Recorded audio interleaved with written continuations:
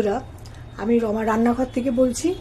আজকে আপনাদের সামনে যে নতুন একটা রেসিপি নিয়ে উপস্থিত হয়েছি সেটা হচ্ছে একটা মিষ্টান্ন জাতীয়। আমি এই রান্নাটা করব আপনার সয়াবিন যেটা আছে এই সয়াবিন দিয়ে। এই সয়াবিনটা আমি ভালো করে জল দিয়ে ধুয়ে কুকারের মধ্যে পরিমাণ মতন জল দিয়ে তার মধ্যে আমি সেদ্ধ করে নিয়েছি 3টে হুইসেল দিয়ে। এবার সেটাকে ফেলে সেই জলটা, গরম জলটাকে ঠান্ডা জলে ধুয়ে দুধের মধ্যে একটু সেদ্ধ করে অল্প মিষ্টি দিয়ে এটাকে রেখেছি। আর এই 1 লিটার ফুল ক্রিম দুধটাকে আমি ঘন করে 250 করেছি।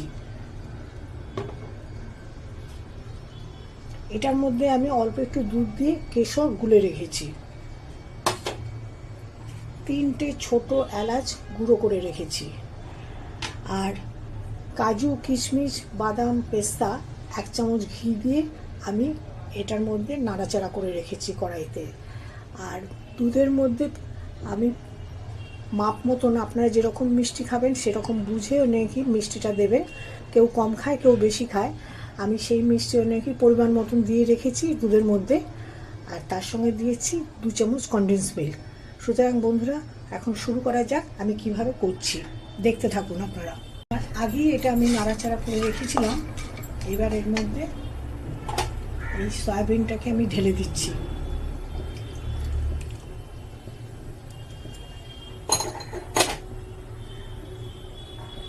দুধটাকে আমি ঢেলে দিচ্ছি।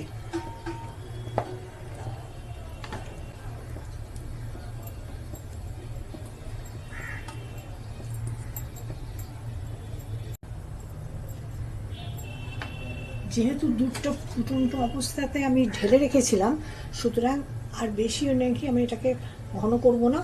এখন এর মধ্যে আমি কেশরটাকে ঢেলে দিচ্ছি।